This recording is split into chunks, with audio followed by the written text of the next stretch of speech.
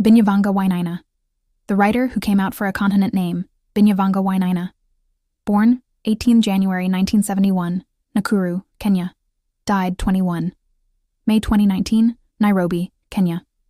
Known for writer, editor, and unapologetic queer African icon. Famous work, How to Write About Africa, 2005.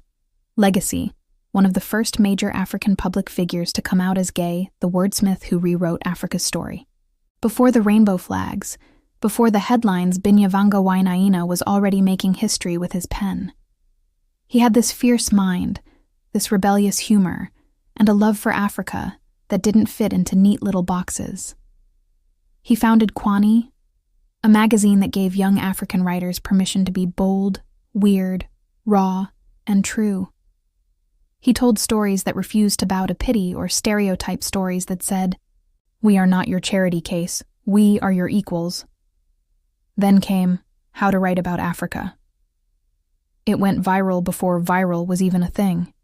It was sharp, hilarious, and brutally honest, the kind of truth that made the comfortable squirm and the silenced cheer. He was, quite simply, Africa's literary lion. The hidden truth. But behind that brilliance was a secret that burned quietly inside him. For years, Binyavanga carried a truth too dangerous to name. He was gay in a country where love like his was whispered about, mocked, criminalized, erased.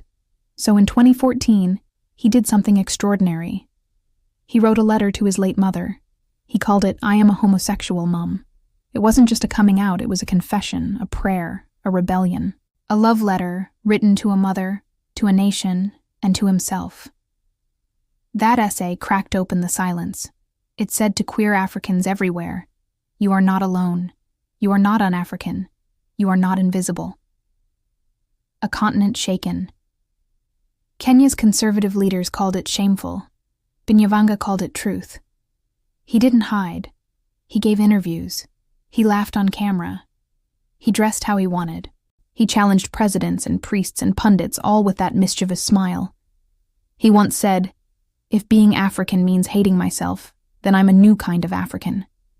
And just like that, he became a mirror forcing Africa to look at itself and ask, what kind of freedom do we believe in, if love isn't part of it?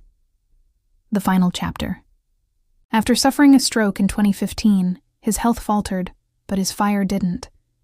He still wrote, still spoke, still mentored young artists who dreamed of rewriting the world. He even announced plans to marry his Nigerian partner, a small, beautiful act of defiance and joy. Because for him, love was the purest protest. Binyavanga passed away in 2019.